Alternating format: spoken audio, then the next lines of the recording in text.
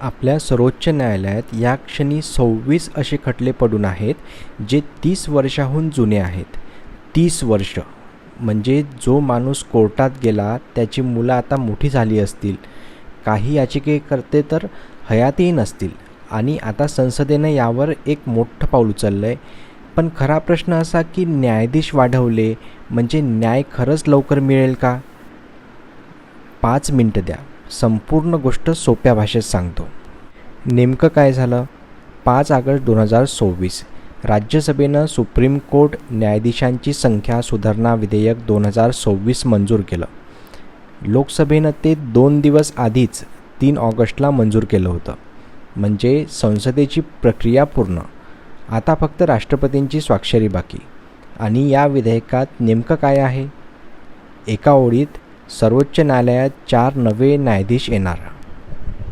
इथे थोडा गोंधळ होतो, म्हणून नीट लक्षात घ्या. न्यायाधीशांची संख्या सांगताना सरन्यायाधीश वेगळे मोजले जातात. सरन्यायाधीश वगळून न्यायाधीश होते 33, आता होणार 37 आणि सरन्यायाधीशांसह एकूण संख्या होती 34, आता होणार 38. म्हणजे 4 जागांची वाढ. आणि आणखी एक गोष्ट, सध्या प्रत्यक्षात 34 पैकी 32 न्यायाधीशच काम करत आहेत. म्हणजे मंजूर जागा वाढल्या असल्या तरी त्या भरणं हे वेगळंच काम आहे. हा मुद्दा शेवटी पुन्हा येईल. आता एक गोष्ट अशी आहे जी बहुतेक बातम्यांमध्ये सांगितलीच जात नाही. न्यायाधीशांची संख्या खरं तर मेमध्येच वाढली होती. कसं? असं की मे महिन्यात संसदेचं अधिवेशन चालू नव्हतं आणि सरकारला हा निर्णय लगेच लागू करायचा होता. अशा वेळी संविधानाच्या कलम 123 अंतर्गत राष्ट्रपती अध्यादेश काढू शकतात. सोप्या भाषेत तात्पुरता कायदा, संसद बसत नाही तोपर्यंतचा. तसाच अध्यादेश 16 मे 2024ला काढला गेला आणि संख्या तेव्हाच 33 वरून 37 झाली. पण अध्यादेश कायमचा टिकत नाही. संसद भरल्यावर तिची मंजुरी घ्यावीच लागते. म्हणून 20 जुलैला कायदा मंत्री अर्जुन राम मेघवाल यांनी लोकसभेत हे विधेयक मांडलं आणि आता ते मंजूरही झालं. थोडक्यात विधेयक हे अध्यादेशाची जागा घेणार आहे. नवीन काही नाही, फक्त कायमस्वरूपी शिक्कामोर्तब. आता एक मूलभूत प्रश्न, न्यायाधीश किती असावेत हे कोण ठरवतं? बरेच जण म्हणतील संविधानात लिहिलं असेल, पण नाही. संविधानात न्यायाधीशांची संख्या ठरवलेलीच नाही.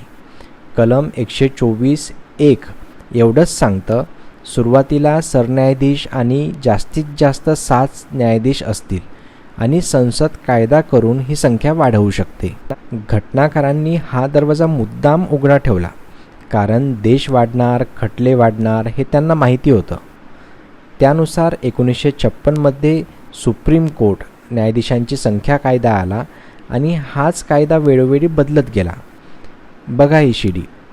1950मध्ये 8, मग 1960मध्ये 14, 1977मध्ये 18, 1986मध्ये 26, 2008मध्ये 31, 2019मध्ये 34 आणि आता 2026मध्ये 38. म्हणजे 75 वर्षात 8 वरून 38. खटल्यांचा डोंगर किती वाढलाय याचाच हा आरसा आहे. इथे एक गोष्ट सांगावी लागेल, हे विधेयक मनी बिल म्हणजे धन विधेयक आहे, कारण न्यायाधीशांचे पगार आणि खर्च भारताच्या संचित निधीतून होतो. आणि धन विधेयकाचं एक वैशिष्ट्य असतं, राज्यसभा ते नाकारू शकत नाही, फक्त सूचना देऊन परत पाठवू शकते. लोकसभेत हे विधेयक चर्चेविनाच मंजूर झालं, कारण त्या दिवशी सभागृहात गोंधळ चालू होता आणि राज्यसभेत विरोधकांनी सभात्याग केला. एवढ्या मोठ्या न्यायिक सुधारणेवर संसदेत नीट चर्चा झाली नाही, ही टीका अनेकांनी केली. ती नोंद घेण्यासारखी आहे. आता सर्वात महत्त्वाचा प्रश्न, सरकारचा युक्तिवाद काय आहे? मेघवाल म्हणाले, जेव्हा मोठी घटनापीठं बसतात तेव्हा 5 ते 7 न्यायाधीश एकाच खटल्यात अडकतात. मग नियमित खटले ऐकायला न्यायाधीशच उरत नाही. 4 जास्त न्यायाधीश असले तर दोन्ही गोष्टी एकाच वेळी होऊ शकतात. आणि आकडे बघितले तर हा युक्तिवाद वजनदार वाटतो. सर्वोच्च न्यायालयात 92,000हून जास्त खटले प्रलंबित आहे. गेल्या वर्षी 75,410 नवीन खटले दाखल झाले आणि निघाले 65,000च्या आसपास, म्हणजे दरवर्षी 10,000ची तफावत मागे पडते. पण दुसरी बाजूही आहे. पहिली अडचण, मंजूर जागा वाढल्या म्हणजे न्यायाधीश लगेच येत नाहीत. नेमणुका कोलेजियम प्रक्रियेतून होतात आणि ती प्रक्रिया मंद आहे. सध्याच्या 34 जागांपैकीही 2 जागा रिकाम्याच आहेत. दुसरी अडचण, देशातल्या सगळ्या न्यायालयात मिळून 5.5 कोटींच्या आसपास खटले प्रलंबित आहेत. त्यातले जवळपास 5 कोटी फक्त जिल्हा न्यायालयात. सर्वोच्च न्यायालयातले 92,000 म्हणजे या डोंगरातला एक छोटासा भाग. म्हणजे खरी कोंडी खालच्या न्यायालयात आहे आणि तिथे न्यायाधीशांच्या हजारो जागा रिकाम्या आहेत. आता पुढे काय? आता राष्ट्रपतींची स्वाक्षरी झाली की कायदा पूर्ण होईल. त्यानंतर खरं काम सुरू होईल. 4 नव्या न्यायाधीशांची नावं कोलेजियमने सुचवायची आणि सरकारनं नेमणुका करायच्या. सोबत सरकारनं सर्वोच्च न्यायालयाच्या इमारत विस्तारीसाठी 795 कोटी मंजूर केले आहेत. 28 नवे कोर्टरूम, 9 घटनापीठ सभागृह आणि 42 न्यायाधीश दालनं.